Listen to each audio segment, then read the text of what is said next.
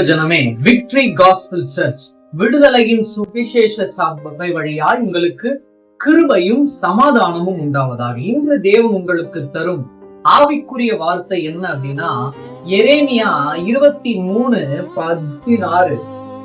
உங்களுக்கு தீர்க்க தரிசனம் சொல்லுகிற தீர்க்கதரிசிகளின் வார்த்தைகளை கேளாதிருங்கள், அவர்கள் உங்களை வீண் பெருமை கொள்ளும்படி செய்கிறார்கள். கர்த்தருடைய வாக்கை அல்ல, தாங்கள் யூகித்த தரிசனத்தை சொல்லுகிறார்கள் என்று சேனைகளின் கர்த்தர் சொல்லுகிறார். யூகித்த தீர்க்க தரிசனங்களை யார் சொல்றாங்களோ அவங்க தேவனால் அனுப்பப்பட்ட தீர்க்கதரிசிகள் அல்ல. தேவனிடத்திலிருந்து தரிசனம் பெற்று அவர் மூலமாய் சொல்லுவதுதான் தேவனால் அனுப்பப்பட்ட தீர்க்கதரிசிகள். நம்ம யூகிச்சு ஒரு காரியத்தை சொல்றது தீர்க்க தரிசனம் அல்ல. நான் ஒருத்தனை பாக்குறேன், அவரை பார்த்து அவர் தோற்றத்தை பார்த்து அவங்க சோகமா இருக்காங்க, அதனால தேவன் என்ன பண்றாரு, ஆறுதலான வார்த்தை சொல்றாரு அப்படின்னு சொல்றது தீர்க்க தரிசனமான வார்த்தைகள் அல்ல. தேவனிடத்திலிருந்து புறப்பட்டு நம்மிடம் வந்து சேரும் வார்த்தையே தீர்க்க தரிசனமான வார்த்தை. அதனால் நல்லா புரிஞ்சுக்கோங்க, ஒருத்தர் யூகிச்சு நம்மள பார்த்து அந்த நேரத்துல ஏதாச்சும் ஒரு வார்த்தைகளை நான் தீர்க்க தரிசனமா சொல்றேன் அப்படின்னு சொன்னா அந்த வார்த்தைகளை நம்பாதிருங்கள்.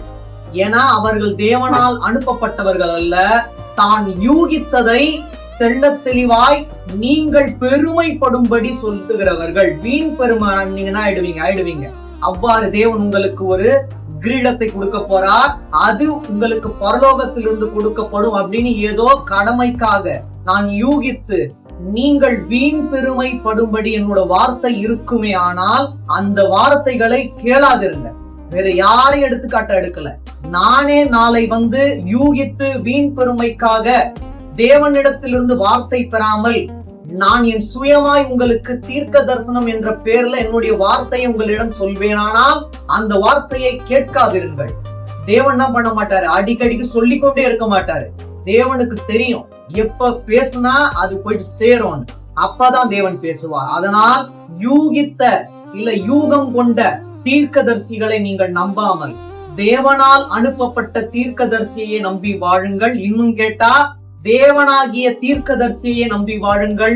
உங்களுடைய வாழ்க்கை மிக சிறப்பாக இருக்கும். தேவன் தாமே உங்கள் யாவரையும் மென்மேலும் ஆசீர்வதிப்பாராக. ஆமென்.